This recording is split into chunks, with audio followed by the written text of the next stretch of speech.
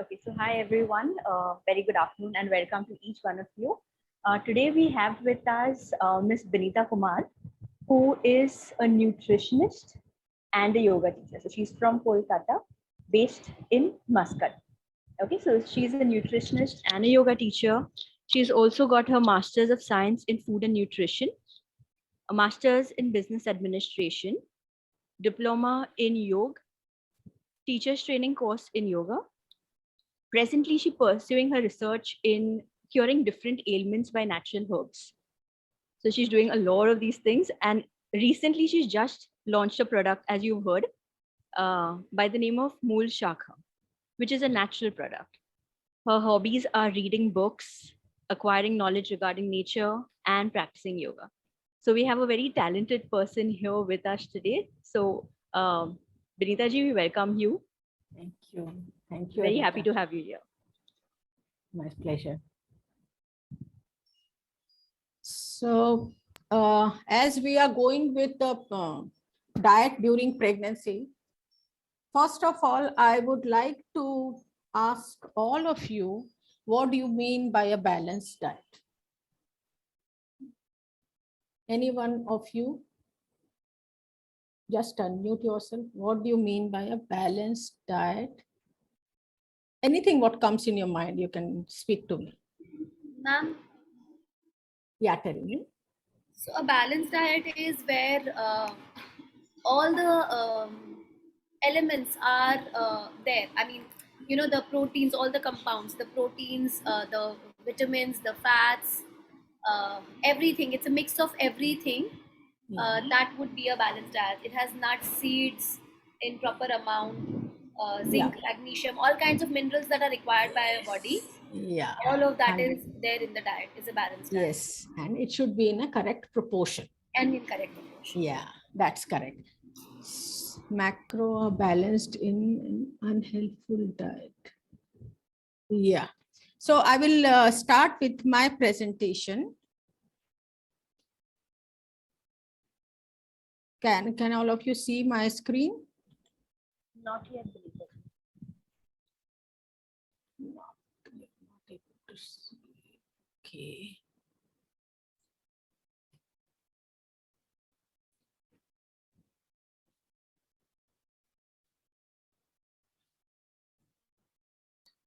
On the Zoom window, just click on share screen. Yeah. I am working it.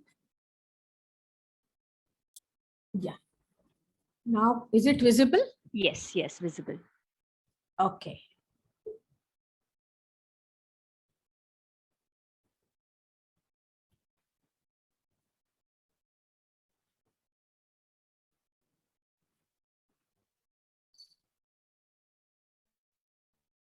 So a balanced diet, as Neha told, is defined as one which contains different types of foods in such quantities and proportions that the need for calories, minerals, vitamins, and other nutrients is adequately met. A small provision has to be made for extra nutrients to withstand short durations of leanness. Suppose at times we don't take all the nutrients. Every day it is not possible. Sometimes we just overlook meeting all the nutrients in the diet. So that time the storage in the body, what it happens, it supplies those nutrients and it manages the body. The next part is nutrition is the base of a healthy living. A well-planned diet leads to disease-free and healthy living. A woman's health, as we are talking about the pregnancy, so I'm emphasizing on the woman's health more, is the most important to a family. If it is taken care from the time the girl child is born, her diet should supply all nutrients for a healthy body throughout her life. Because see, a woman's health, if a baby girl, when she is born, if the diet generally in back home in India, girls are nowadays, it is more or less, it is okay at par with the boys. But in some of the states, even now, the girls' diet is overlooked. So it should not be. In fact, the girl's diet should be taken care more because she in the near future, she will be going a lot of hormonal changes, setting up of puberty, then getting married. Every month she will be losing so much of blood as a menstrual period starts. So that has to be taken care. And if a woman is healthy, she takes care of her family in a healthy way. If she suffers from any ailments indirectly, her whole family suffers, as she won't be able to give her 100% for the development of her family. I think all of you agree with this. So now coming to the today's topic, diet in pregnancy. Since earliest times, the diet of pregnant women has been considered to be of great importance. We have seen in our previous, we hear a lot of stories from our grannies and our parents that when a lady becomes pregnant in a house, she's taken utmost care. Who lot of people initially, they were not so much in a family, in a joint family. Ladies were overlooked, doing all the physical work, and they will have their food at the end, or after all the male people will have. So these things were there before. Nowadays also, a lot of joint families, I know, they follow the same tradition and pattern, and whatever is left, they have. So once she becomes pregnant, she will be served the food before anyone, and in a proper, means all the nutrients will be supplied to her.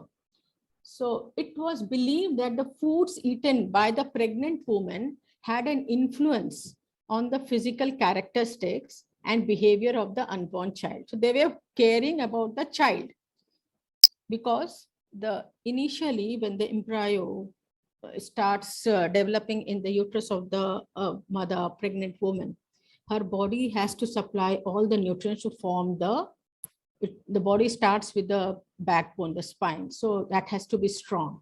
And our ancestors knew about it, and they used to take care. So consequently, certain rigid rules as to what foods a pregnant woman should and should not eat were laid down by various societies. I think all of you will agree. A lot of, even now, a lot of myths are there. Don't eat that. Don't eat certain type of food. Yeah, it is there, like pineapple and raw papaya. Also, all those should be avoided. But a lot of myths were there. Even today, several superstitions on this subject prevail among some people. So pregnancy is a period of great physiological as well as psychological stress for the woman. As the girl gets married and becomes a woman, she is sometimes pressured by the family to conceive faster, to get the offspring. So she is under the psychological trauma also, stress also. And nowadays people are more career oriented. So she also thinks whether she will be able to manage both the things, the work and the family together. So a lot of she leaves her family, the parents' house, and she comes to a new place where she has to adjust from start. So that psychological difference is there. Then physiological also, a lot of stress is there on women.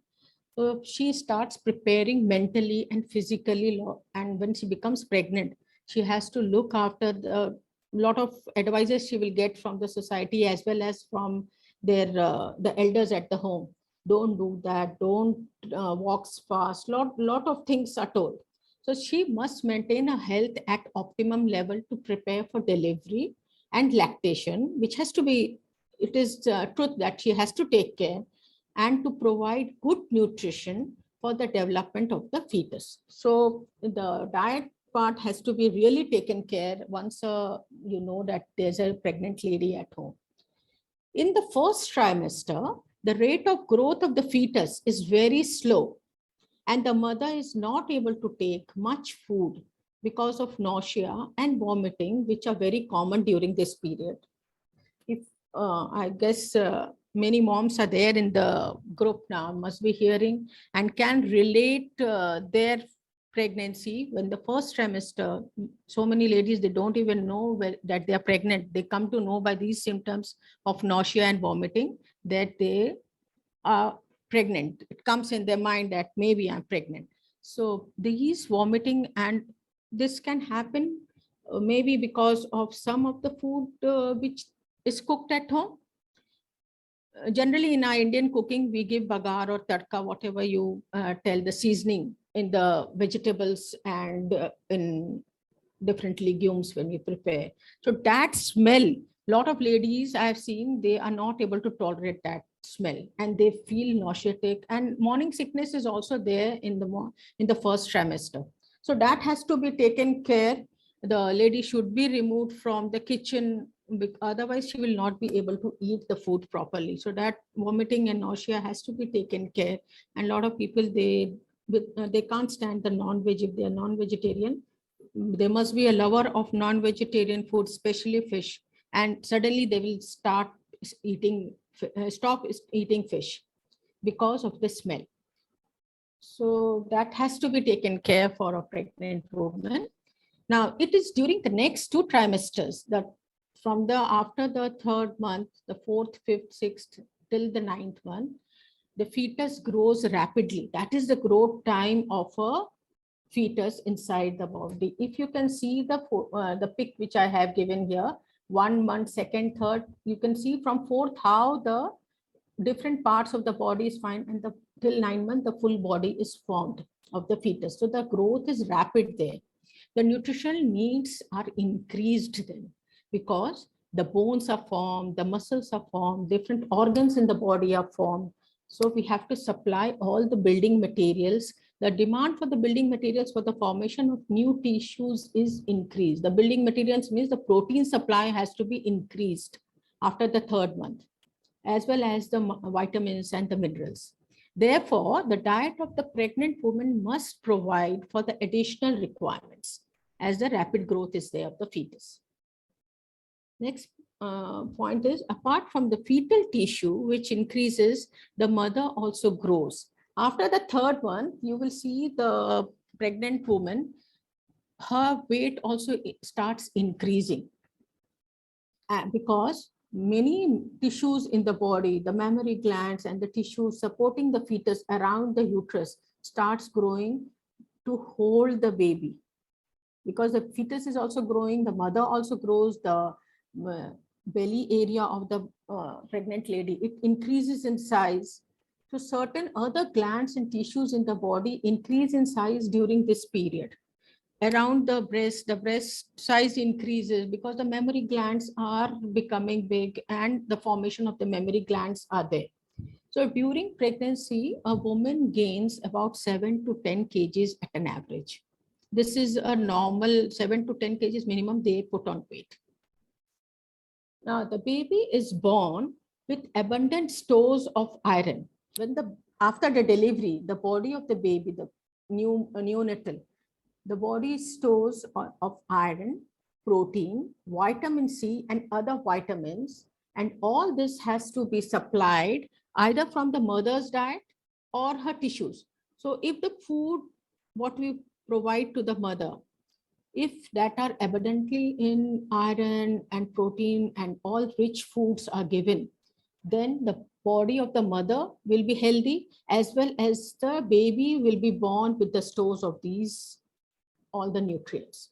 No one will lack. If the baby does not get, if the nutrients are not supplied sufficiently to the mother, what the fetus does, it takes it from the tissues of the mother, and in the result, the mother becomes weak. If the diet is lacking in the nutrients needed by the fetus, they are removed from maternal stores, what I just explained. So a poor diet during pregnancy is a major cause of the high death rate of women in childbearing age and infants in the first year of life. What happens if the diet is not sufficient in all these nutrients? The mother becomes weak. She has to undergo a lot of trauma during the childbirth. Also, lot of blood will be lost from her body after the childbirth. And if she is not sufficient, if she is not healthy, the nutrients are not supplied to her, what will happen? Death rate of the woman is increased during giving childbirth, lot of cases of death of the lady happens. Not only back home in India, even in these countries, I have seen, I was in Africa, the ladies are not taken care there. You see them very tall, well built, and that is after 45, 50. They are very lean and they are not given proper food. Believe me, they are not given. We just see our Indian thing that ladies are not taken care out of the India. If you see, lot of countries, they don't treat the ladies properly and the food is not given to the unborn child as well as the lady. So in that cases, the death rate increases in the woman as well as the infant till he or she is infant. Till the first year of the life, the mortality rate is very, very high. It is not in only in WHO, some of the journals, it will come up. It is, there is no evidence. I have seen it in Africa as well as here in Oman. If you go in Muscat town, it is okay. But if you go to interiors, you see they have lack of knowledge. They are not treating the ladies properly. So that has to be taken care. Now, nutritional deficiencies increase chances of infections owing to a decrease in normal body resistance. So if there is a deficiency of nutrients, suppose for example, if iron is lacking in a pregnant woman, she will suffer from anemia. In due course, everything in the body is linked. What will happen? She will have lack of breathing because blood will not carry that iron in the body. The cells will be weakened and lot of related problems she will start. And she will be even prone for infections. When she is giving birth to a baby, she can be infected by any or everything. It's a matter of chance. If the place is 100% taken care, like it is hygienic, it is okay, but everybody can't afford. If suppose a lady, a normal lady, a low, suppose not higher middle class, middle class, or lower middle class or lower class, they go to government hospitals and the diet is not taken care, she will be more prone to infections because the hygiene is not maintained. Hence, qualitative and quantitative changes in the diet are essential during pregnancy. So the quality of the food and the quantity of the food has to be taken care during pregnancy. The quality here it does not mean that only very expensive foods should be given to the mother, the would-be mother, the pregnant woman. It is a myth that only high priced food are qualitative. It is a wrong thinking of people. Quality means rich in iron, rich in vitamin, which is very easily and very cheaply available in every part of India. Even the quantity has to be taken care as the baby is also growing. So the mother also grows with the baby. So it has to be taken care. Poor food intake during pregnancy is not a just result of poverty. See, it is not only because the people can't afford. Even in the higher class, they don't know what food they have to take during pregnancy. They go to the doctor, the nutritionist gives them a paper with all the ingredients written, what they have to take. They are not bothered. They come and they eat whatever they like. They don't have the knowledge of what they have to eat and what not they have to eat. 1 or 2 days, they will follow the diet and then they will do whatever they like. So that has to be constantly, and it's not a 1 or 2 days thing. It's 9 months duration. It has to be taken care throughout before the pregnancy, during the pregnancy, and after pregnancy during lactation.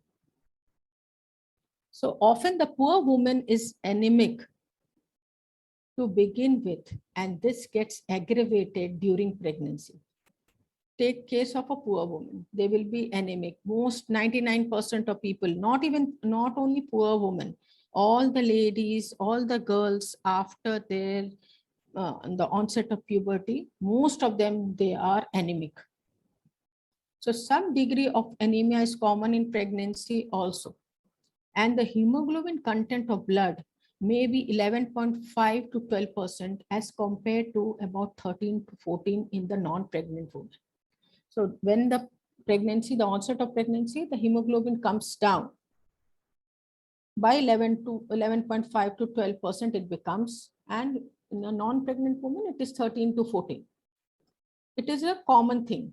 But if a woman is anemic before the pregnancy, when she is a girl, so that anemia has to be like taken care. She has the hemoglobin content should not go less than 13 in a lady or a girl. We have to really concentrate because as per the new study, the hemoglobin level in ladies in India, in the girls, is coming down because people are going for junk foods. Girls are more career oriented. They stay in another city or state from their parents. They are not staying in their hometown and not taking care of their food. They eat every day, they are eating 1 or 2 meals outside, which is very good in taste, but not nutritious. So that has to be taken care. Sometimes hemoglobin content could be much less than 10% in a pregnant woman. In such cases, the anemia needs to be corrected at the earliest because it is very dangerous and it can be fatal also. So hemoglobin level, I think it is one of the most important part to be taken care for a pregnant woman and for a girl or a lady. Now the nutritional requirements during the pregnancy, I have segregated it in terms of carbohydrate or the energy giving foods, and different food nutrients are there after this. So the first one which comes is the energy or the carbohydrate giving food. The carbohydrates are the energy giving foods. So the calorie intake is of great importance during pregnancy because of its relationship to maternal weight gain. As the onset of pregnancy, this lady starts putting on weight, as I told earlier also, so the carbohydrate, the energy giving, the calorie intake has to be increased. Failure to gain weight in the first trimester or in the second increases the chances of premature birth. If the mother is lean, if she is not put on weight and the calorie intake is less in the mother, the chances of premature birth is very, very more. It increases. So although obesity is a problem in pregnancy, weight reduction during pregnancy is not desirable. Once the lady knows that she's pregnant, please do not follow any of the fat diets, protein-rich diet or carbohydrate. No, those are not for normal people like us. Those are for specific bodybuilding people or in the Bollywood people. For some time, they want to reduce weight, they want to gain weight, that type. Not for us normal people. A balanced diet should be, our daily food habit should be like that. Don't follow any of the diets. These are just eyewash. See, during pregnancy, obesity is a problem. People put on a lot of weight, but please don't look at the scale. Oh, this month I've gained 2 kgs more. This month I've gained 5 kgs more. Let it be. Your baby, the fetus growing inside, should be healthy during the time of birth. You can reduce the weight later on after your lactation. Automatically you will reduce weight after the child's birth. So a pregnant woman should not restrict her calorie intake. Inadequate energy intakes are found to decrease the nitrogen retention of women during pregnancy. See, the nitrogen and energy are linked. If the nitrogen retention is not there in the body, the formation of the fetus, the cells, will not be proper. So the intake of energy should not be decreased. As I told earlier also, everything in the body is all are linked. So you suppose you're not taking carbohydrates, it will hamper in the other way. So all the nutrients are very, very important. Approximately about 300 calories daily, in addition to the normal requirement, is usually sufficient for a normal weight gain of 7 to 20 kgs. Some ladies, they put 20 kgs weight also, which later on they reduce it. But minimum 7 kgs is the least. So suppose a lady's daily intake is of 2200 calories. So 300 extra calorie daily has to be taken in the diet. Next, the sources of carbohydrates. The richest sources of carbohydrate in food are sugar.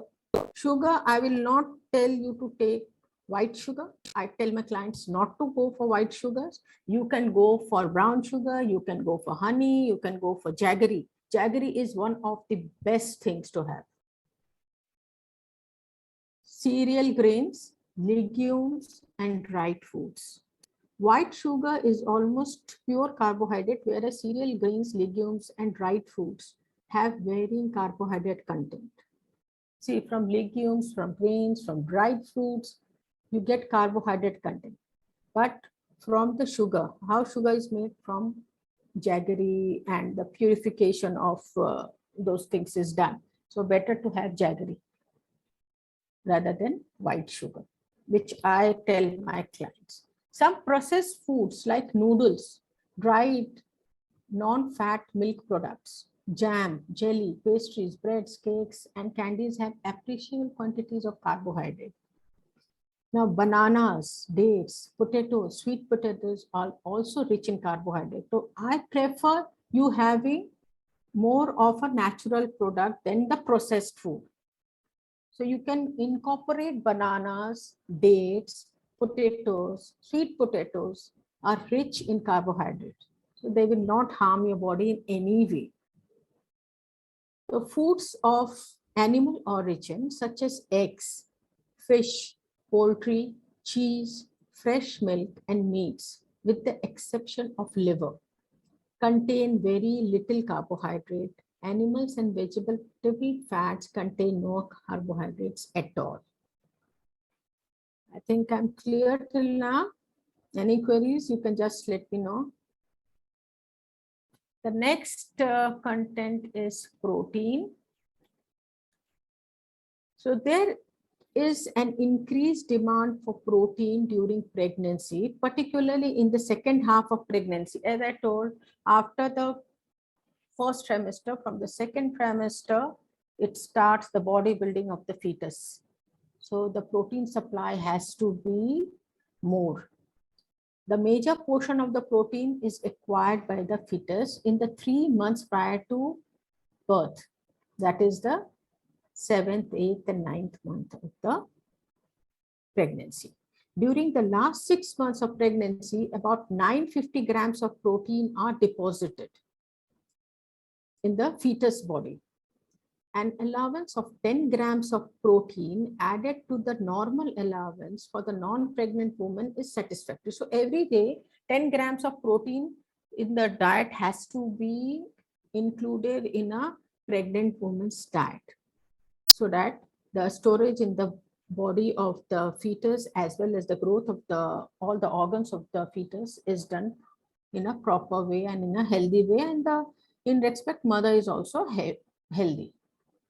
What are the sources of proteins now? The proteins are one of the most important nutrients, and the sufficiency of protein in a diet is an important measure of the adequate and quality of the diet. So the quality of the diet means I can mention from here, like the egg, chia seeds, flax seeds, the oats, cereals, and for non-vegetarians, the lean fish, the lean meat, broccoli, all those, and the nuts. Don't forget your nuts. The nuts are one of the best supply of the proteins. So here, meat, fish, poultry, baked beans are excellent sources of protein. They provide the most protein per portion of the food eaten. Other good sources of proteins are foods like milk, cheese, eggs, soya beans, and sausages. Peanuts. A handful of peanuts should be given to a pregnant woman daily. Green beans, green peas, legumes, all kinds of dals which we eat in a daily staple food of Indians. Different types of pulses and cereals contribute an appreciable amount of protein by virtue of the amounts that are consumed in a day. So here I would like to mention, see, we have spoken about the carbohydrate, we have spoken about the protein. So carbohydrate rich daily what we eat in our house is the rice, the polished rice. Some people have polished rice, but the parboiled rice is the best source of carbohydrate.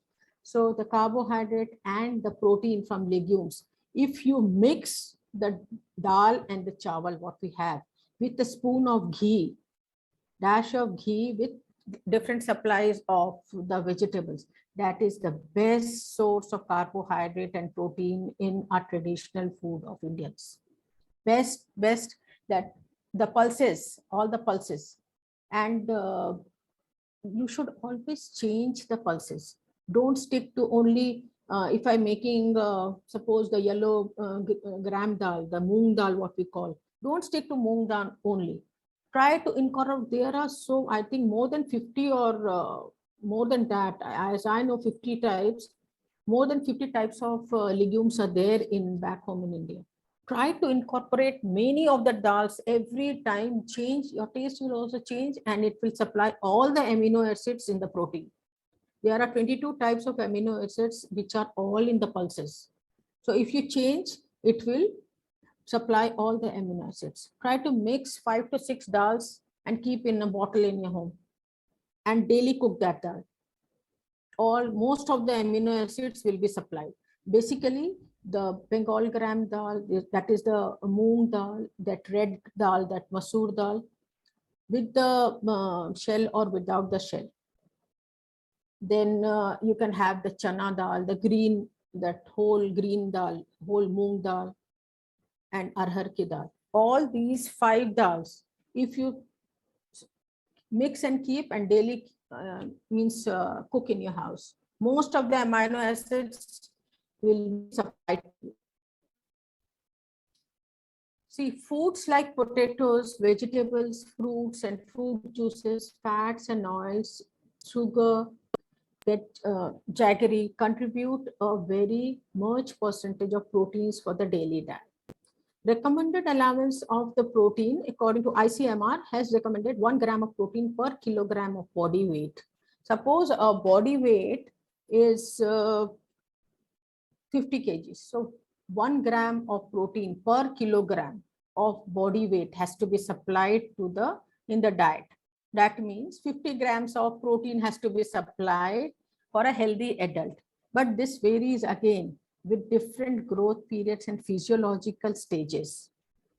55 to 65 grams of protein are required daily for pregnant women.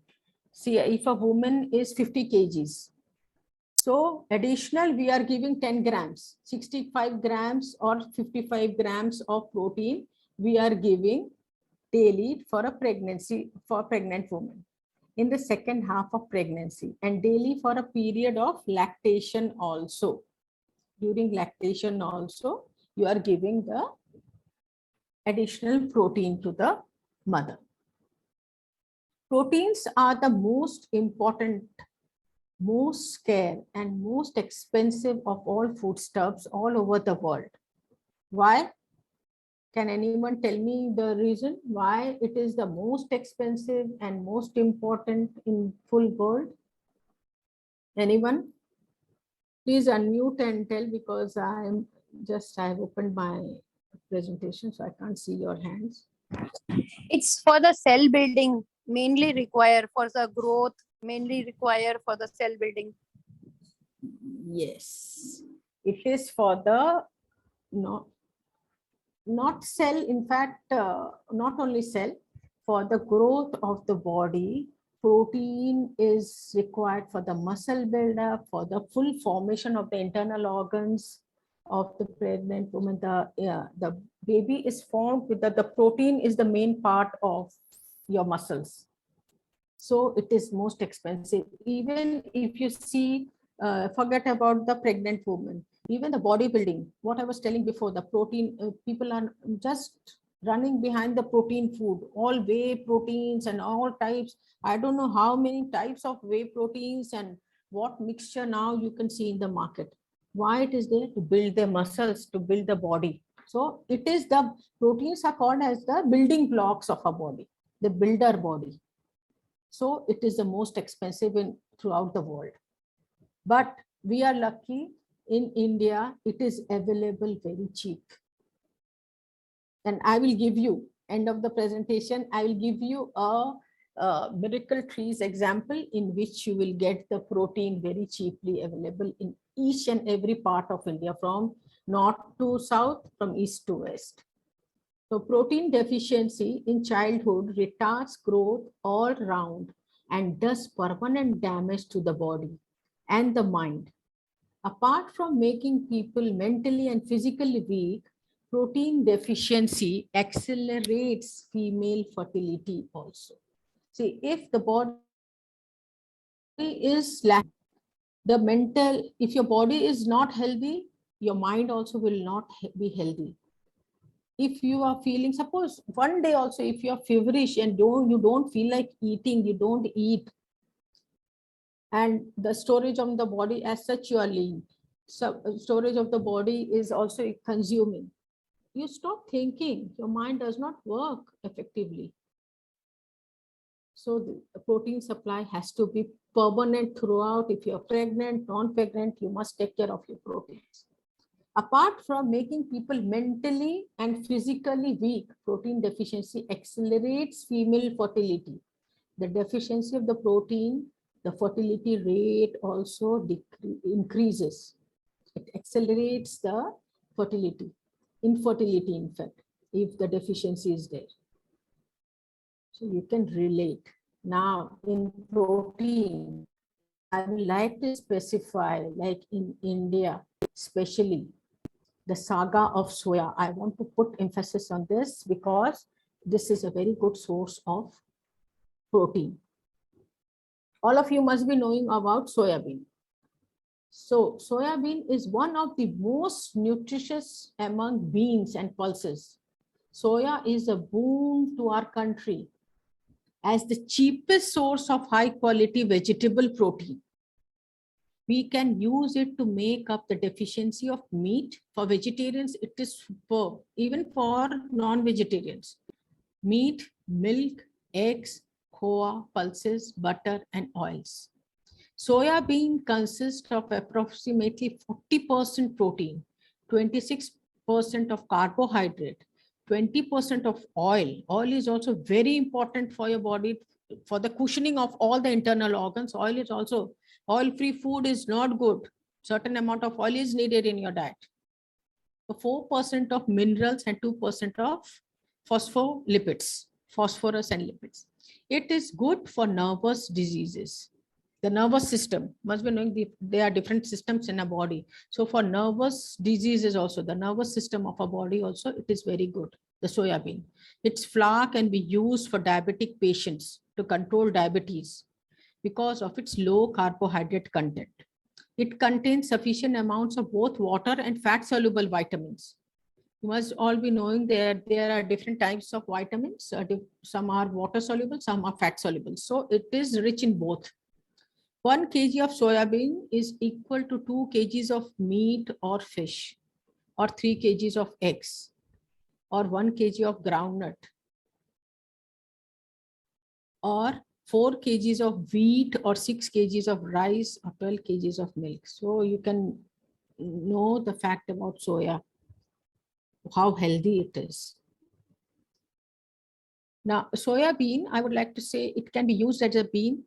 You can make, soak it overnight and make like a dal you can make, or you can sprout it. Sprout, more the protein will be increased. Soak it overnight, tie it in a muslin cloth, and just splash it with water. Whenever it get dries, the sprouts will come, so it will become more high protein. And you can just make a salad with mixing all the tomatoes, onion, whatever you like, and you can eat it as a salad, or you can boil it and make it like a dal, or you can put one handful in any of the vegetable which you make, and your whole family will eat that and receive the nutrients of soya bean. Now coming to the next point is minerals. There is an improvement in the efficiency of absorption of minerals such as calcium and iron during pregnancy. But the demand of the fetus and other developing tissues necessitates increases in the diet during the second and third trimester. The minerals in the second and third trimester, the supply of the mineral increases because minerals help in formation of bone, teeth, the formation of different organs, your hair, eyesight, all those has to be, the formation of the eye is done for the baby. So minerals are generally from the second and the third trimester, it has to be increased. At birth, the fetus contains approximately 22 grams of calcium, most of which is deposited in the last fetal month. About 50 milligrams of calcium per day is accumulated at the third month. 120 milligrams per day by the seventh, and by the last month, it reaches to 450 milligrams per day, the minerals. So mothers should also anticipate demands for calcium during lactation, and hence the need for more calcium and iron in the diet. During lactation, again, not only during pregnancy, because the newborn is breastfed. So if the mother's body is full of calcium, the diet is rich in calcium and iron, it will be supplied to the baby. And the iron which is lost from the mother's body during the childbirth and after the childbirth will also be supplied, and the mother will also be healthy. Now coming to some of the major minerals are phosphorus. Allowances should be about equal to that for calcium, because it is in the synergy. Calcium and phosphorus has to be maintained in the ratio. This will easily be supplied through calcium-rich and protein-rich foods. So if they are protein-rich food, phosphorus is available most of the foods. Even the calcium-rich foods, phosphorus is, so the phosphorus is supplied irrespective if the food is rich in protein and calcium. A pregnant mother should get 1 to 1.3 grams of calcium. Iron requirement during pregnancy is increased for the fetus, and to replace iron lost during parturition, childbirth, in terms of dietary iron, the daily allowances for pregnant women will be 38 to 40 milligrams. Pregnancy also increases the need for dietary iodine. Dietary iodine also, if you all must be knowing, during pregnancy, some additional iron and folic acid and some oral supplies of the tablets are given to the pregnant ladies, because all these are there in the tablets, but it can be maintained that we have to take. I'm not telling don't take what your doctor suggests you. You have to take that, but it can be accommodated by the proper nutrition also. The iodine allowance is approximately 125 grams per day of a pregnant woman. So the sources of phosphorus is widely distributed in both plants and animal foods. All these, which is shown in the picture, all these are rich sources of phosphorus. Diet rich in protein and calcium provides sufficient phosphorus.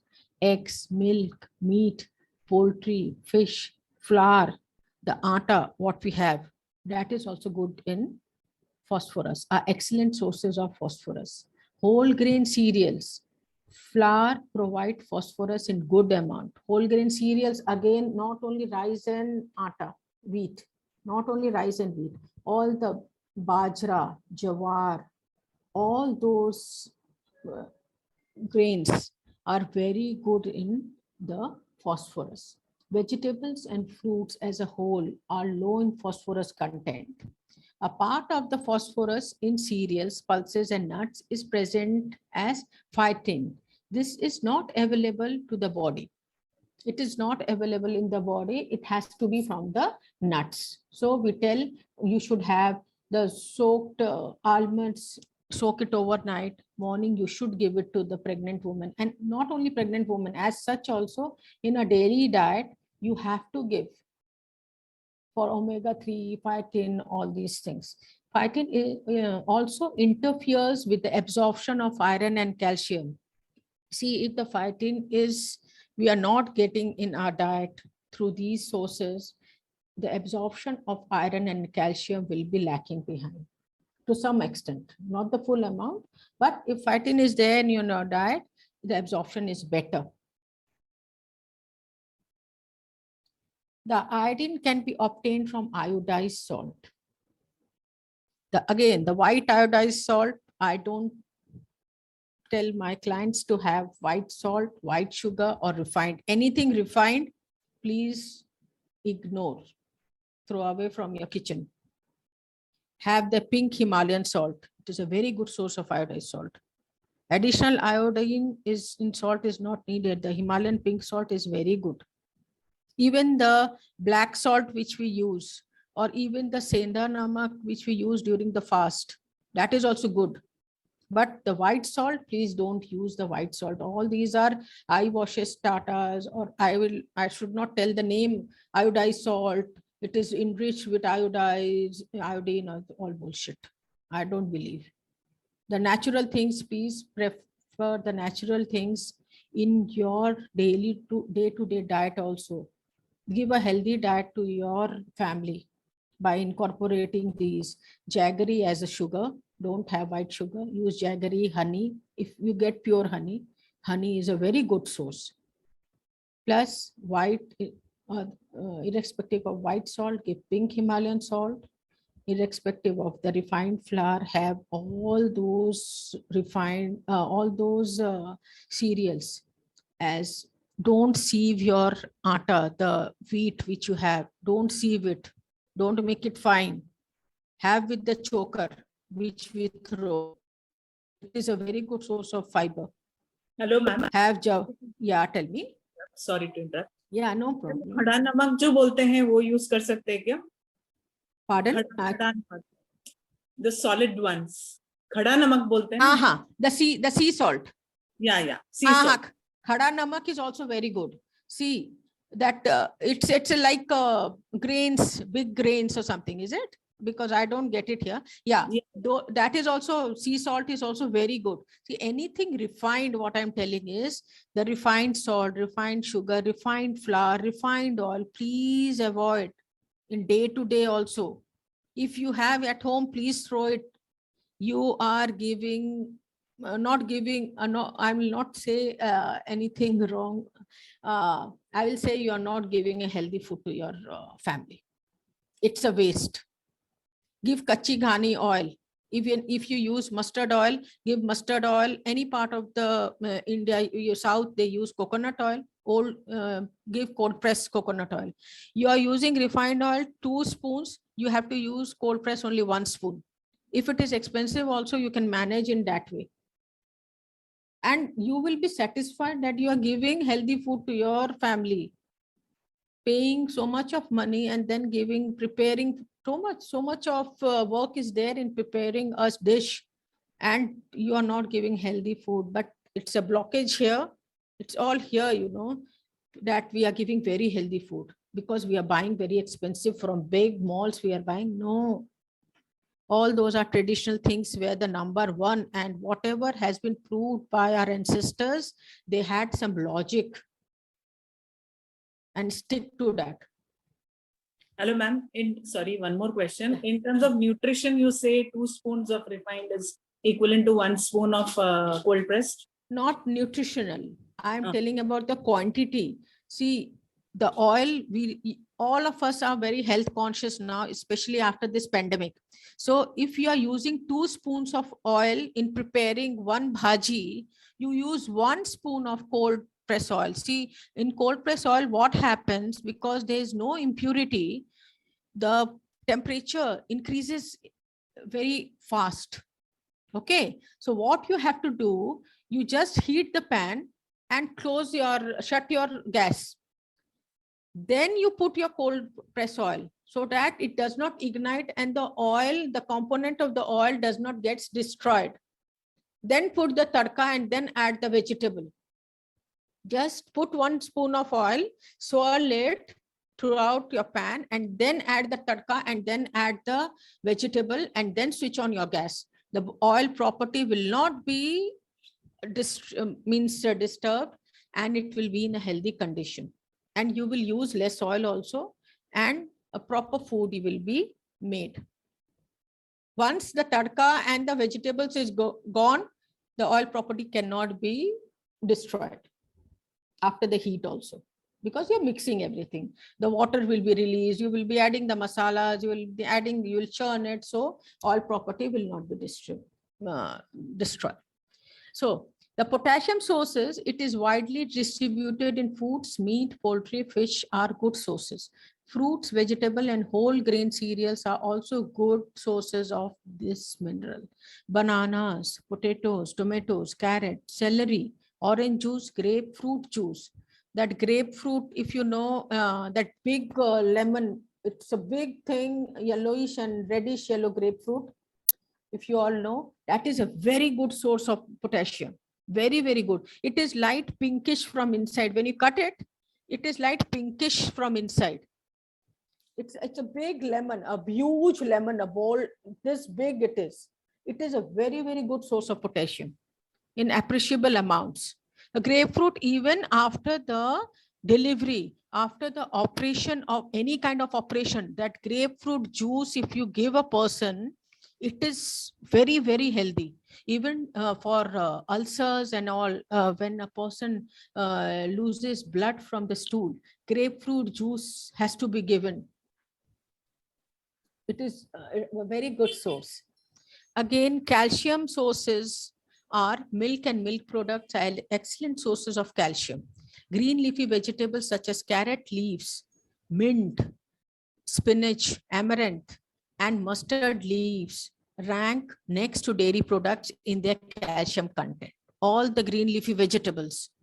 Again, the calcium, don't wash after cutting all these green leafy vegetables. Wash it nicely, then cut it, because the water soluble vitamins you will be losing if you cut and wash. And when you cook it, put it in the vessel and cover it, so that the whatever is lost is retained in the water vapor, and again it drops in your food. So the property is not lost. So citrus fruits, legumes, meat, grain, and nuts provide the least calcium. Coming to one of, again, a very major thing of our food content is vitamins. Some studies have shown that an additional daily intake of only 25 μg retinol is necessary. Retinol is for the eyes. It is not certain, however, whether extra vitamin A is needed for functions other than meeting the fetal needs.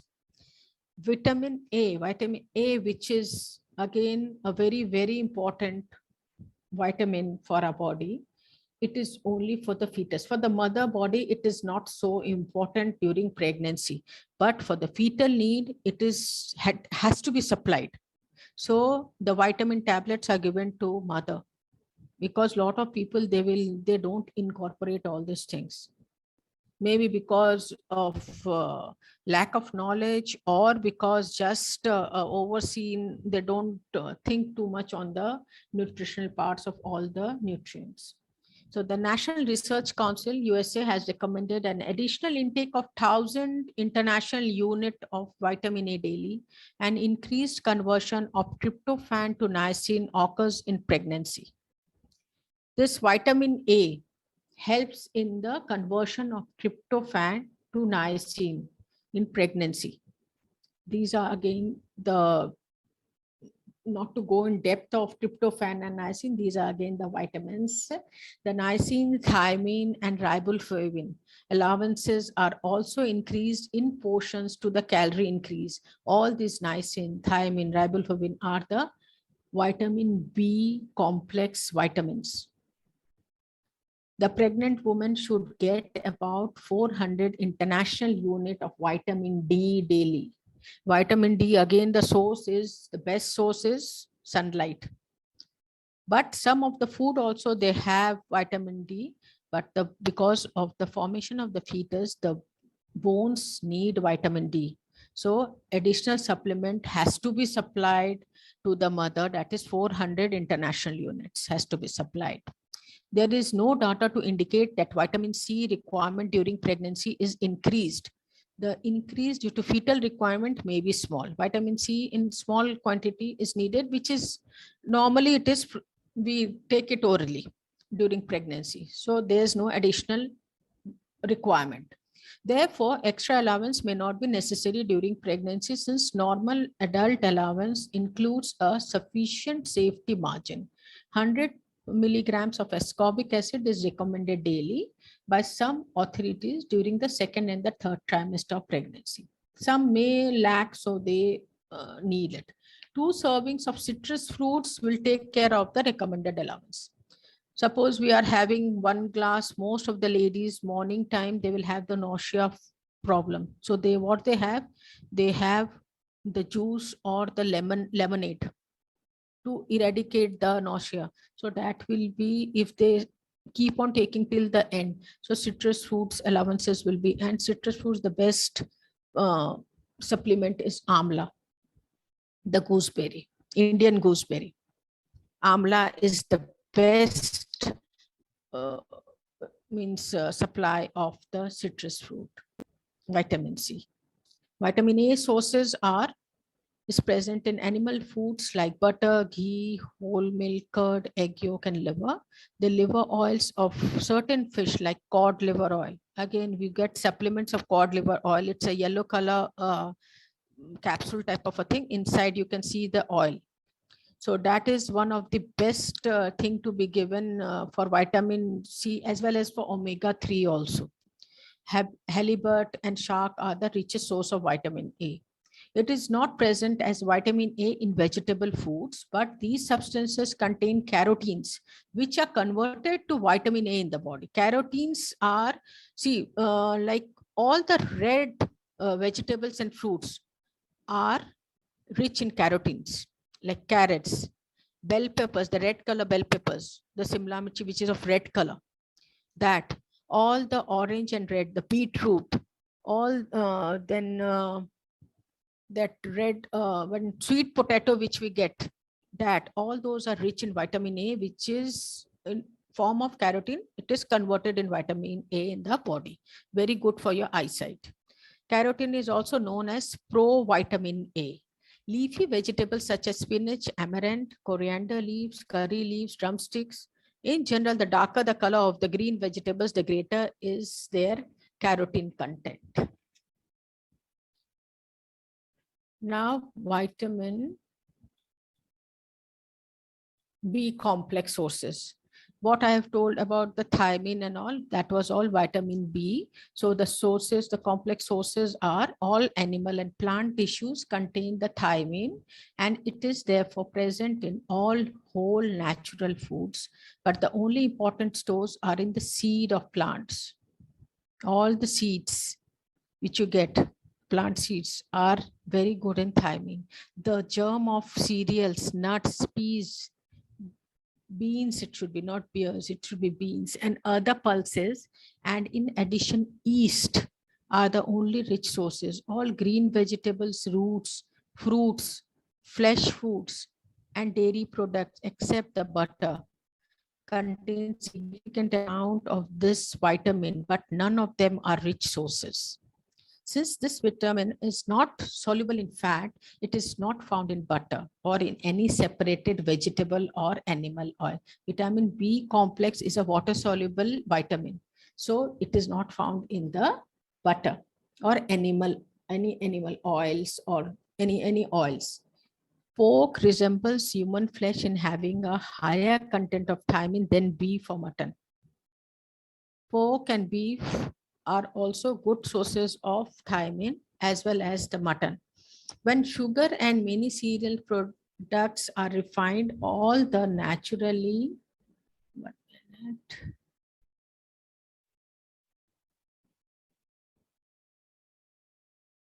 occurring vitamin is removed. There is also none in distilled spirits. Am I clear? Any queries?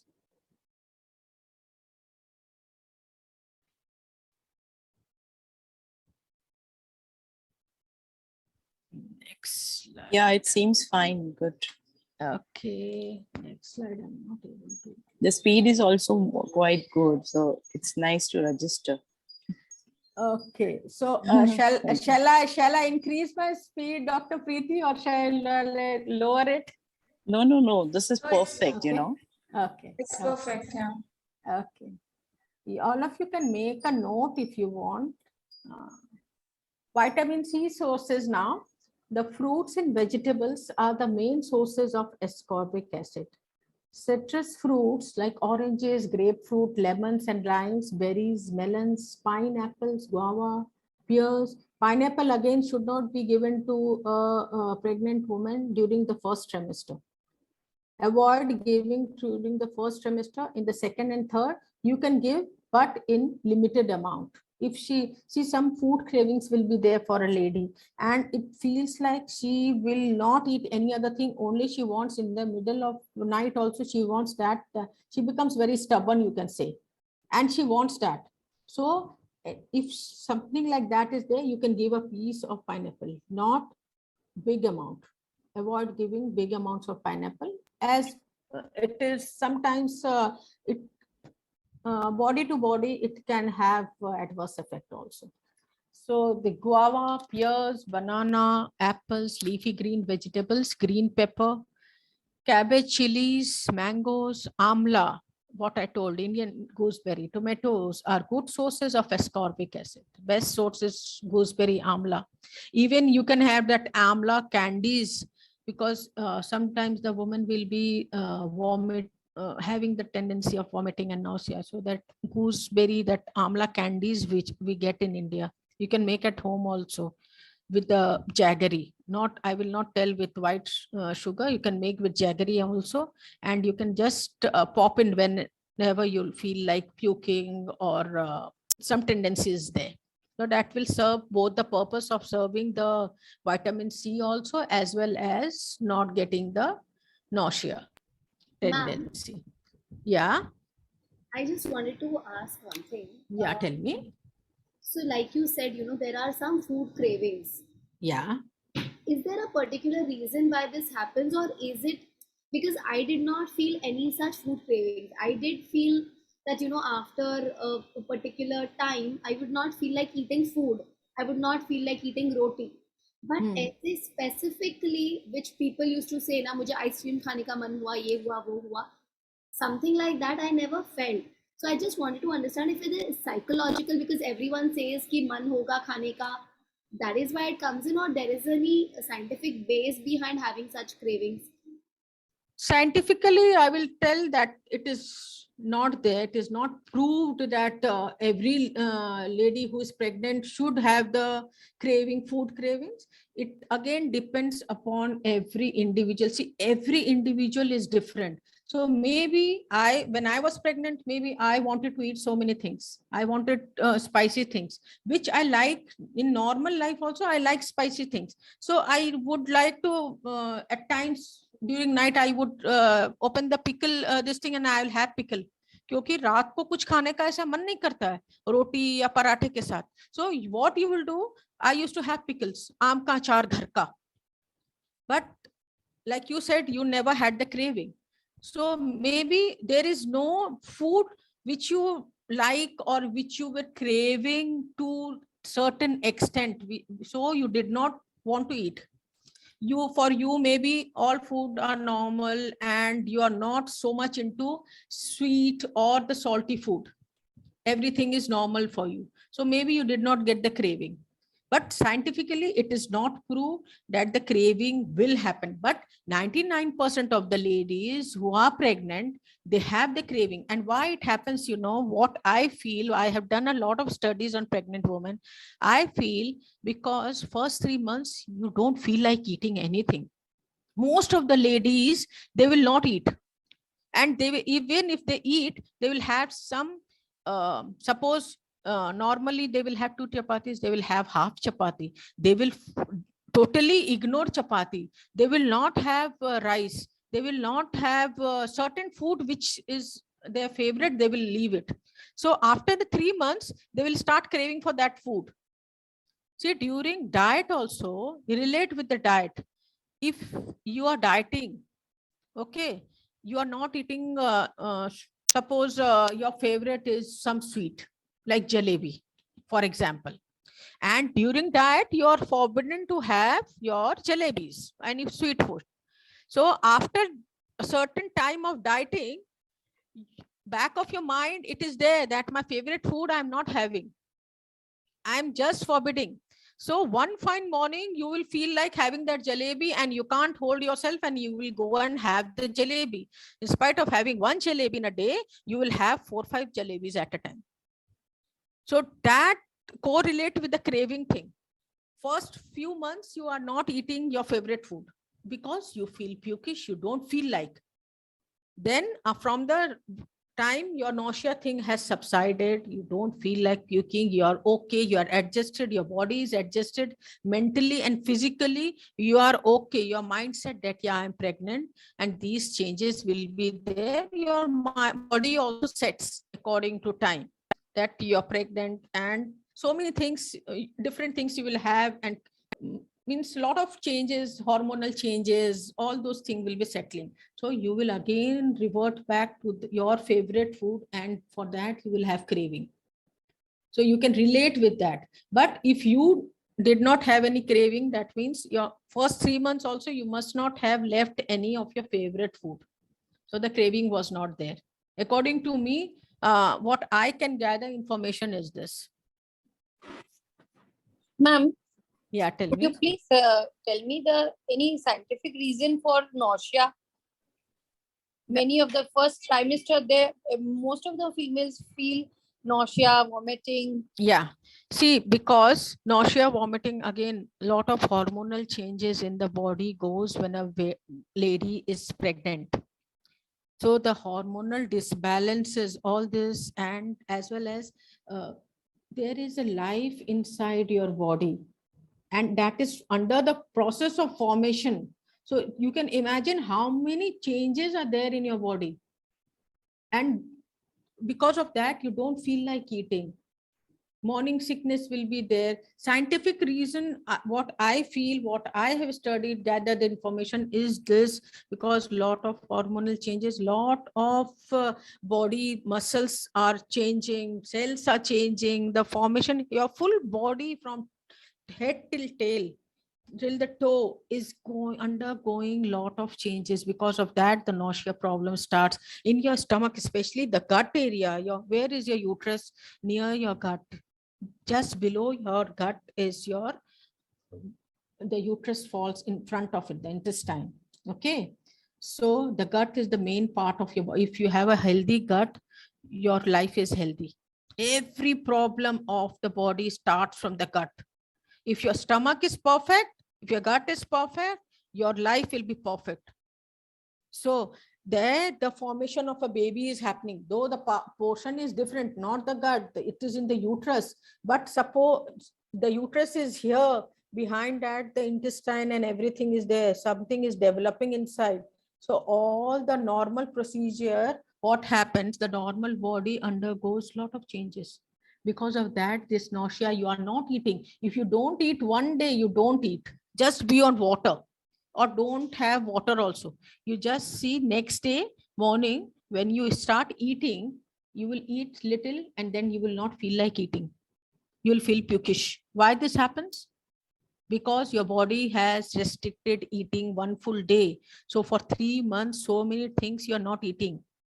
You are just not eating the food which you like, the sufficient quantity, your body, lot of changes is there.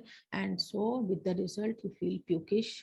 Morning sickness will be there because night you don't feel like eating. Most of the ladies, night dinner, they will try to skip during pregnancy. Most of the ladies.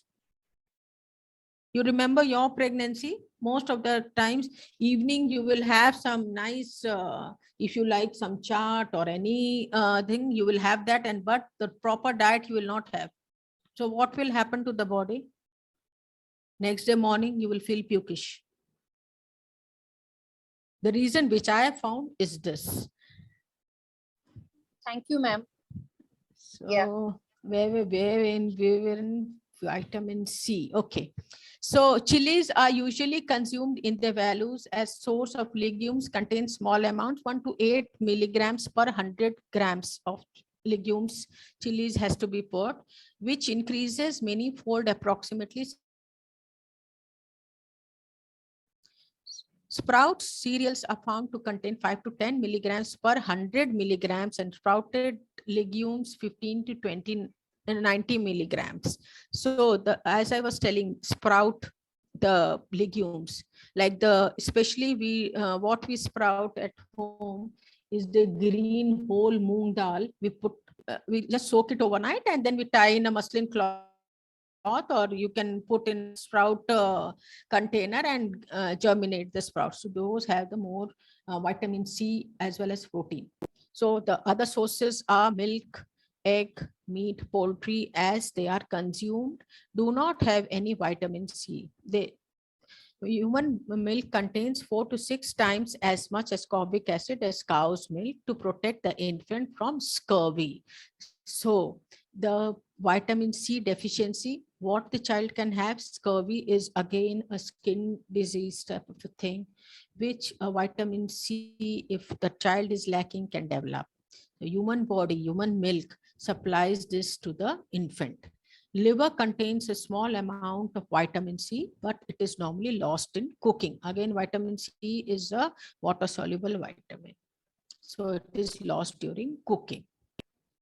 Now coming to vitamin D sources, food sources rich in vitamin D include liver oil, egg yolk, milk fat, butter, ghee. So ghee is added in the food of lactating mothers as well as in your normal diet you should have. And for the pregnant woman, it is a must, but not too much. 1 spoon for normal people who are not pregnant. For pregnant women, don't make it 2 spoons or more, because she will start putting on weight. It will be stored as a fat in your body. So if more consumption is there, you will become more obese, and during delivery, you will have other problems. So common vegetable foods do not contain vitamin D. Exposure to sunlight provides a cheap way of permitting the production of vitamin D in the body itself. The pregnant woman is not able to. What is liver oil? Pardon?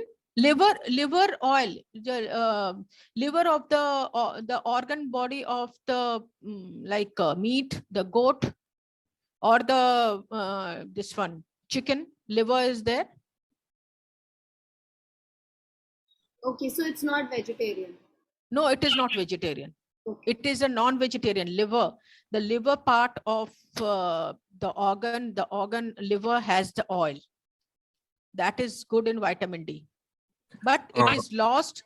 But it is lost during cooking. It is. Ma'am, Yeah. I have one doubt. Is cod liver oil also included in this? Cod liver oil is good. Yeah. Okay. Thank you.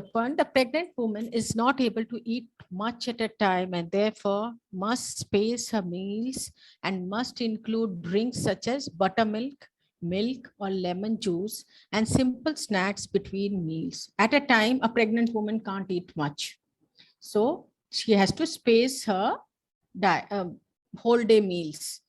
So she can, buttermilk is again a very good source of not getting the nausea or the vomiting, and the satiety value is also there. You keep your body hydrated also. Taking lemon or orange juice in the morning and before meals help to relieve the nausea of early pregnancy. Very rich sweets and fried food should be avoided. If there is a tendency to edema, a restriction of salt is advised.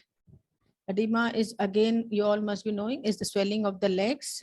So the water retention is there. So salt intake has to be reduced. In any case, excessive consumption of pickles or chutneys, which are rich in salt, must be avoided, because if the person is having edema. Undernutrition in pregnancy is also found in the high income groups. See what I was telling, the high income groups also, not only the poor people, undernutrition they also have during pregnancy. The common saying that a pregnant woman must eat for two is not correct, as the requirements of the growing fetus are quite small as compared to those of the mother. Generally, when a lady becomes pregnant, everybody, now up to tumko do ka khana padega. Now you have to eat food for two. It is not correct.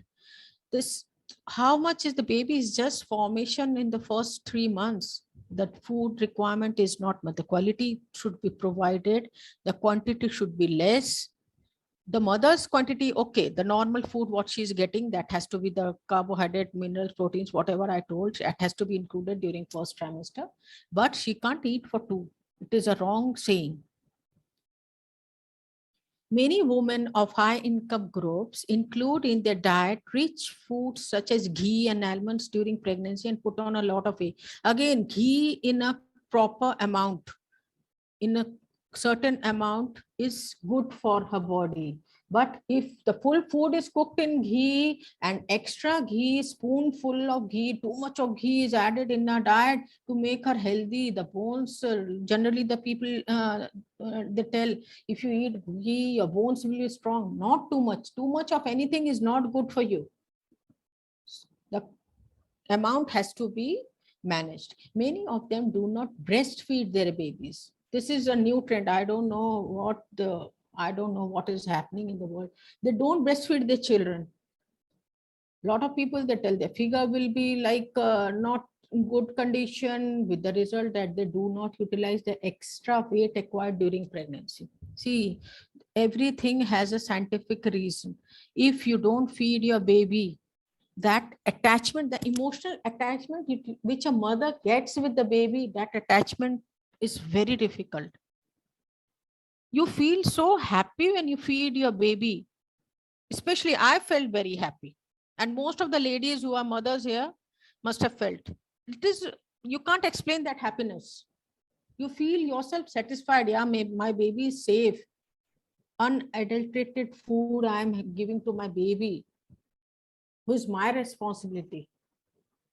And the ladies nowadays, during our time also, I knew a lot of ladies, they never used to breastfeed their babies. And in respect, the extra weight, they don't reduce. They keep on eating like lactating mothers, but they will not lactate the baby. So where the weight will go? They will accommodate the full round things all around, and then they will go to gym, and then they will join so many places, and 1 hour gym, then again they will come home, eat nicely, ghee, khake so ja. And then they will curse the gym person also, that I'm not reducing weight, I paid you so much. So these are the mental blocks. I will tell it as a mental blocks. If you feed your baby, your figure does not become wrong. It is a wrong myth. So what is natural? Let it be natural. Now see this pregnancy diet misconceptions and weight gain during pregnancy. What are the misconceptions? 5 pregnancy myths. See here, eating for 2. No caffeine. People tell caffeine is, you should not, once you are pregnant, don't drink caffeine. No, it is wrong. Don't drink too much of caffeine. 2 cups in a day you can have. Not very strong, but 2 cups in a day you can have coffee also. Goodbye to seafood. Raw seafood you should not have. You should not go for sushi and all. Don't go for that. But cooked seafood you can have, concentrate amount should be less. Eating out is tricky. Okay, eating out, you are, all of us are human beings. 9 months you will not eat out, that is not possible. One day you will go to have the golgappa which you like. So at times you are a human being, you can have once in a month. Don't go every week. Satiety value should be there for food. Then there is carnivores only. Again, this is again that raw fish. Yeah, of course, raw fish and all I will tell you to avoid because of the maybe the fish quality and all those things. Better to avoid. But some people think that it is correct. It's a myth. But I will tell raw fish we should avoid. Any raw meat, raw fish, all those things we should avoid. When it comes to pregnancy, weight gain during pregnancy often has an ebb and a flow over the 9 months. It's hard to measure where pregnancy weight is going. And a scale does not reveal whether the extra pounds are going to a woman's body fat, baby weight, or fluid gains. See, the weight which you're putting, the scale will show, but where it is going, you will not come to know. It will show the overall, this much is your weight. So don't look at the scale, put on weight, but not too much. You will lose weight later on. When it comes to pregnancy, weight gain mothers are to look at the big picture during regular prenatal checkups, focus on the fact that the baby is growing normally rather than worrying about the numbers at the scale. Now these are some foods. A food guide for pregnant women not to eat. These foods: raw eggs, raw meat, smoked seafood, uncooked seafood, raw shellfish, soft cheese, unpasteurized milk, caffeine. Again is written not to eat, but according to me, 1 or 2 cups in a day you can have. Pate, again, this is a carbohydrate in which meat is stuffed and then cooked. You don't know whether it is fully cooked or not. So to avoid it, alcohol should be avoided.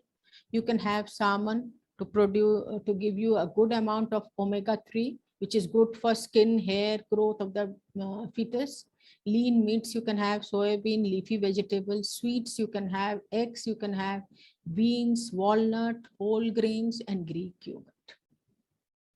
Essential nutrients needed during first trimester. These are very, very important to include during first trimester. Folic acid will be provided by all the green leafy vegetables. Full family of green leafy vegetables, all the sag what you have, please incorporate in your diet for folic acid supplement found naturally in leafy green and fortified grains. Importance in neural tube closure. Now this neural tube closure is when a lady becomes pregnant, that the tube opens and the embryo is implanted in it. So the folic acid, what it helps, it closes the neural tube. And this tube converts into the backbone of the baby. The head, the backbone, and the tail, all the body parts are formed by this. So folic acid is very important for the mother. Vitamin B6. In fact, all the vitamin B group, the complex is very important again. Found naturally in nuts, eggs, and beans, helps ease nausea, the first 3 trimester what you have. Iron, found naturally in lean red meats, helps prevent anemia. Iron again can be taken by green leafy vegetables also, and I will suggest one more green leaves later on. DHA is again omega-3. It is found, the acid is found in omega-3. It is found naturally in salmon, aids in brain and eye development. This is people who are vegetarian, what they will do. From where they will get this omega-3 and all? They will get from flax seeds, chia seeds, all those smoothies or in any of the smoothie, any of the like flax seeds you can put in your, when you make the atta, just grind coarsely and bind it with your atta, make in chapati and give it to the lady. It is again very good in omega-3. The 9 superfoods you cannot miss during first trimester. Beetroot, again, very good in all the vitamins as well as it folic acid also. Figs, paneer, the cottage cheese, coconut water, morning, if the lady drinks it after the first thing in the early morning is very good.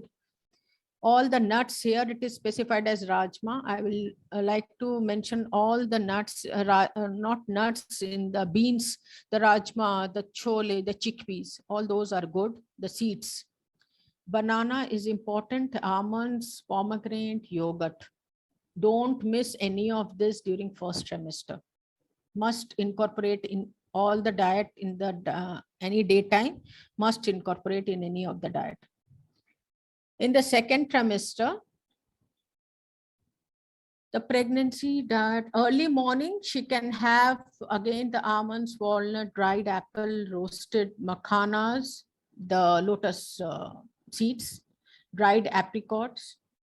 Breakfast, milk 300 ml or equivalent curd. The provision for protein will be, and calcium can be supplied by this. Yogurt, cheese or soya milk, banana. You can have, these are the options, like you can have poha, peanuts, soya chapatis, sprout salad, veg uttapam, stuffed paratha, soya atta can be mixed. All these are the options given. Then again, the main thing is, see how they have placed early morning, she has to have then breakfast, then mid morning also she has to eat something, like any seasonal fruit she should have, apples, any seasonal fruits except unripe papaya. The raw papaya is not to be taken by a pregnant woman. It is very heaty and should not be taken. Ripe papaya, yes, you can have, but in a moderate amount. Any lassi or chana, makhana, anything mid-morning to munch, she can have, but she should not starve herself. Again, lunch, she can have chapati, 2 bowls of green veggies, 1 whole grain bowl of vegetable salads. Apply homemade butter instead of ghee on chapatis. No, you can have butter also and ghee also. Ghee made at home also is very good for your body. If eating rice and add veggies or soya chunks, you can also have scrambled eggs, boiled eggs, liver curry, omelette, etc. in lunch. Now, suppose she's having lunch, early morning she's having at 7 o'clock. Breakfast around 8:30, in between 8 to 9, mid-morning 11 o'clock. By 12:30, 1 o'clock, she's having lunch. Then evening snacks around 4, between 4 to 5, she can have 1 glass of milk, add green gram salad, puffed rice, bhel puri, veg upma or cheese or momos. Anything what she likes to munch, she can have in the evening. All these are given the options. Then dinner she could have by 9, between 8 to 9. Again, some rasam she can have, veg soup she can have, chapatis, dal, veggies and salad. Salad is a must. See, all the meals mostly they have included the raw salads. So salad is a must, and her plate should look like a rainbow. When you serve like any human being also, the plate should look like a, when we are eating, it should look, we should incorporate all the nutrients for especially the pregnant woman. It has to look like a rainbow. You must supply all the nutrients. Now 10 superfoods for second trimester is again lemon, peanuts, flax seeds, walnuts, dates. Dates should be included to at least 2 to 3, maximum 3, not more than 3 dates, because again it will be heaty. Dates, iron is very good for the body of the lady. Milk, sweet potato, pumpkin seeds, not only pumpkin seeds, all types of seeds, mix in a jar, keep it next to your bedside table, on the bedside table, and munch it. All the seeds are very good source of all the trace elements, all the nutrients, all the minerals. very, very good. Then okra she can have, the lady finger, makhana, all these are for the second trimester. Now this is the pregnancy diet chart. Total calories per day, 2,580 is the calories. Normally it is 200, 300 more calories, 3 to 350, 400 you can give. See the total fat, calcium, sodium, 500 grams of carbohydrate, protein 78 grams, because her weight, she will put on weight, then iron.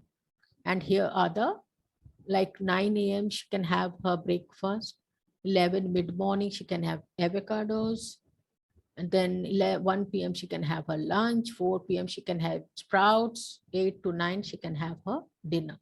So these are the types you can. Here, total fat and the calcium, you can correlate with whatever I have told, the carbohydrate, protein, iron, sodium. You can correlate with the sources which I have told, and then you can prepare your diet chart. Now, in the second trimester, calcium and magnesium are two very essential minerals to be provided to the mother. Calcium is important in the second trimester because this is when the baby's bones and teeth are beginning to form, and can also reduce your risk for high blood pressure. At times, the pregnant woman's blood pressure increases. You will see a lot of ladies, they will never have the high blood pressure problem in their life, but during pregnancy, they will have that problem. With the supplement of calcium, supplement means the nutritional supplement of calcium, that blood pressure can be maintained.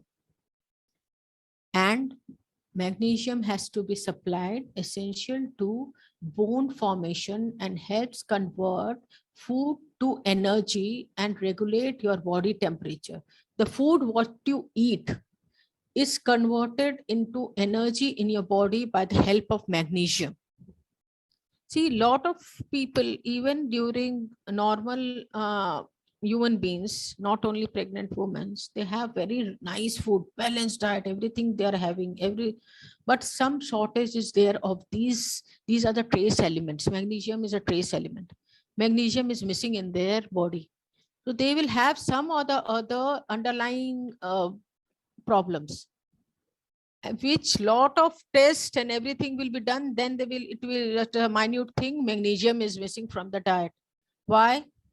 Because it is not converted to energy, the food what is eaten by this thing.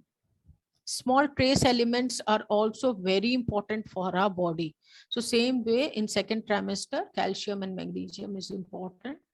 In the third trimester nutrition, vitamin C, thiamine, and water and fiber is very important. In the third trimester, what happens? The mother grows to the maximum. The baby is putting on weight. The baby is, every day the growth is there, very rapid growth in the baby's body, because the baby is preparing to be a full grown fetus, not fetus, in fact, the baby, and preparing to come out. So hair is grown, the eyelashes are grown, the nails are grown. So for that, vitamin C, thiamine, water, and fiber is important. Vitamin C, what it does, protects cells against damage. The cells are formed in the body, the flesh is formed in the body, the muscles are formed in the body of the baby, keeps the immune system in good shape, and plays a role in the functioning of the placenta. The food which is taken by the body, the placenta, the connection between the mother and the baby through placenta is taken care by vitamin C. Thiamine, again, vitamin B complex, it comes under vitamin B complex. Thiamine helps to release energy from food, which is important during the third trimester when your energy level begins to dip again. Because your body has grown up, a lot of people must have experienced this in the third trimester. When you keep walking also, sometimes your leg, it will be, you will try to place it right, but it will go to left. A lot of people, you must have experienced this. Why this thing happens? Because your energy level comes down. The alignment of the body also is disturbed. because of the heavy stomach which we have during pregnancy. So all these are maintained by thiamine. The dip in the energy is maintained. Water and fiber, again, yeah, tell me. Vegetarian sources में thiamine किस में मिलेगा?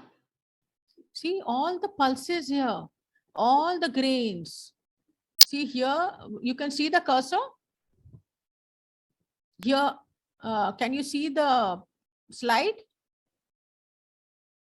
Hello? Yes, it is visible. We can see. Yeah, see the pulses, all types of nuts, pulses, or sare dal. See, this is rice. You get thiamine in rice, all types of dals, and here are the green leafy vegetables.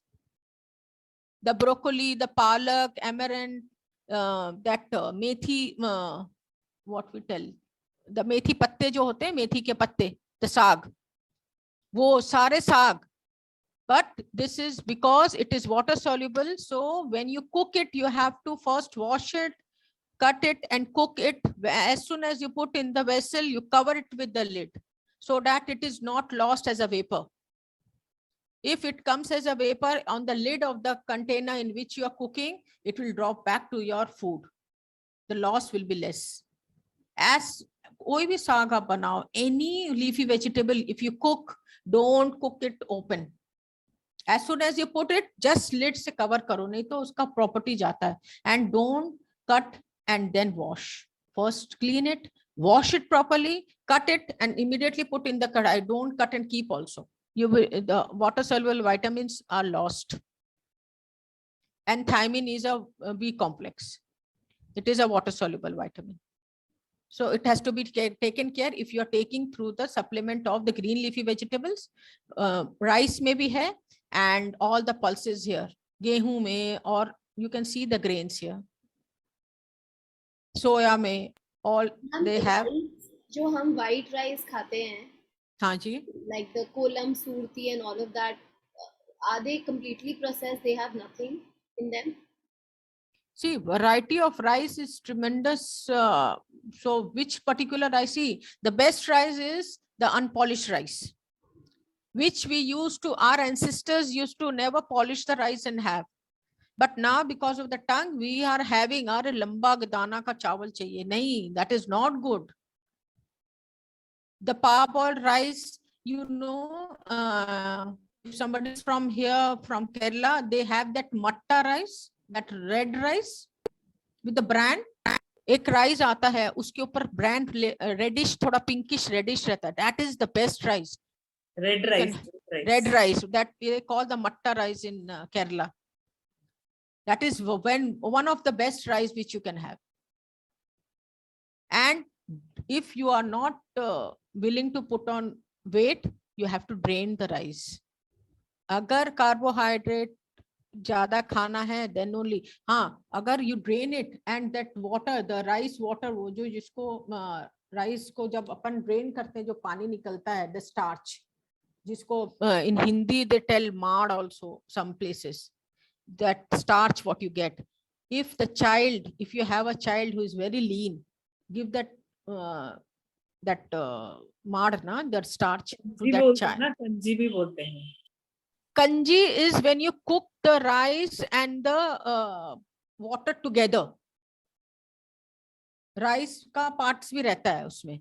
And what I'm telling, see, rice we don't cook at a home differently. We generally drain it because as parents we don't need that carbohydrate. We are fully grown up and वो weight बढ़ेगा. इसीलिए बहुत लोग drain करके बनाते हैं. तो जो if you have a small children at home, what you do when you give them dal, उसमें थोड़ा ये मिला दो दाल, ये पानी, उसको पता भी नहीं चलेगा. And they will have the best quality of carbohydrate. And दाल और चावल mix करके बच्चों को दे दो. They will never have any deficiency in their body of a carbohydrate or protein. And if the lady is also there, the pregnant lady, she can have this carbohydrate. As a soup also you can give, mix it with some dal or just put it, lady can have it.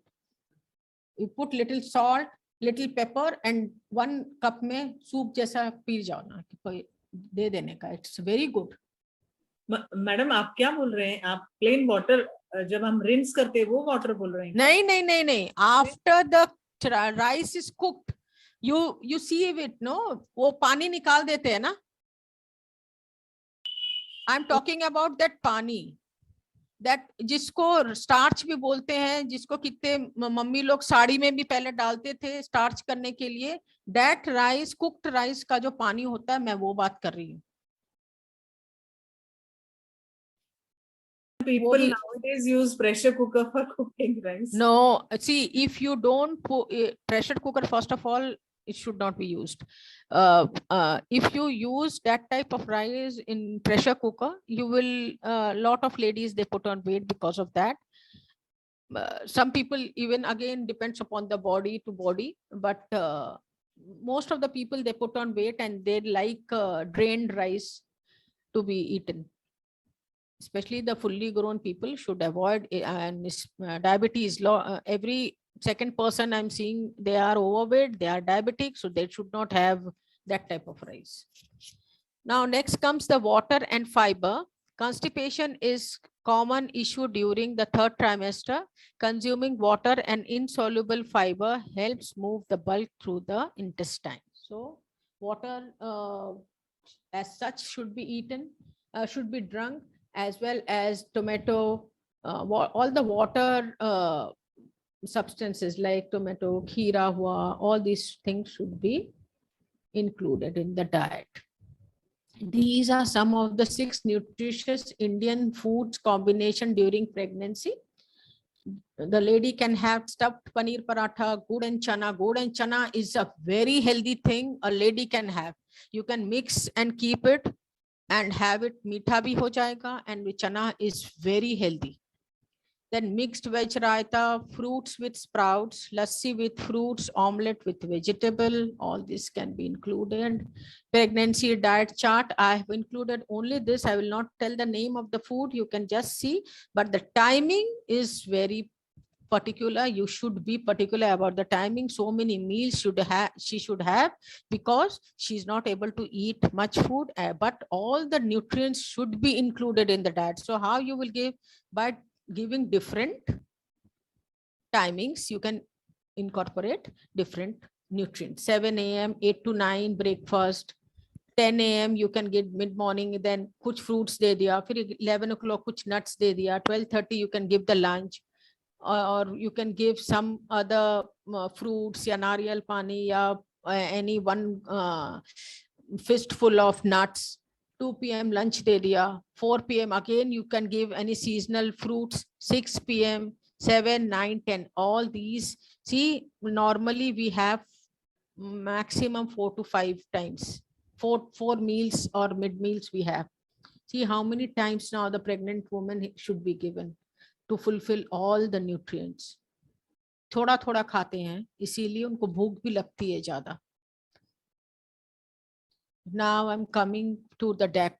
I think, what's the time? Let's see. Do we have time, Dr. Preeti? Hello?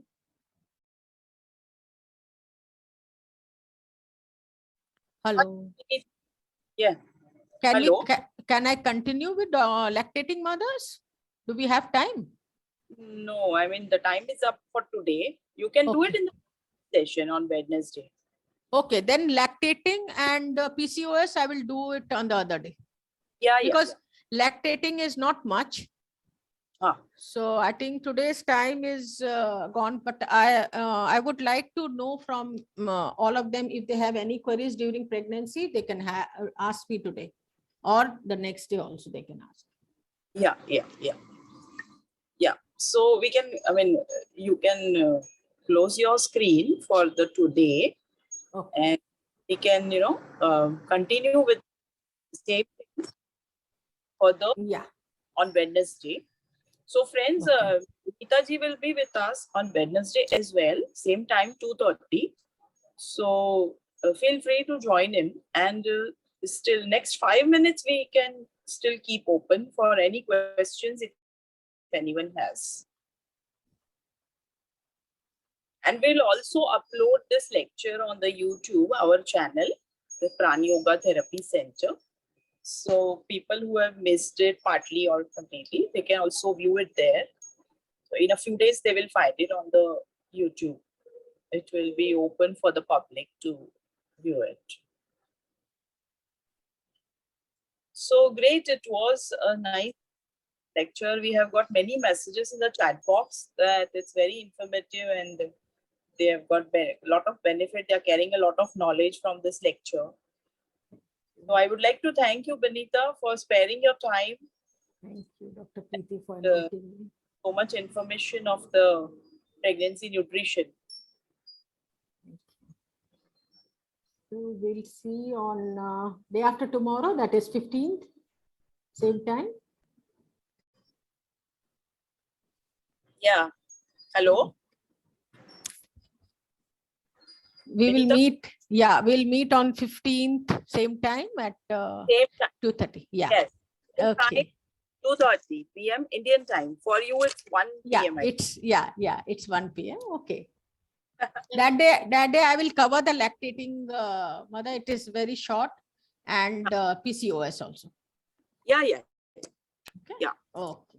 Okay. So thank our you. participants have benefited a lot, and everyone is praising the talk, thank and you, ma'am. Thank Thank we you, ma'am. appreciate your patience in giving all this knowledge. Thank you. Thank you. It's my pleasure. And I love sharing my knowledge. They can contact me anytime. You can get my number from Dr. Preeti, and any help, I'm always there. You can WhatsApp me on the number. Sure. So I'll share your All right. number with them.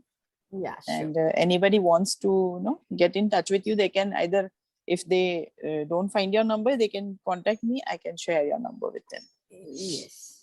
I think I'm in the group also, the pregnancy yoga group. Yeah, you are there already. Yeah. I'm Mhm. there. So I can be reached easily. Yeah. Okay. Thank you. Okay. Thank you. Bye-bye. Great. Namaste. Bye-bye. Bye-bye. Namaste. Bye. Namaste. Thank you, everyone. Thank you.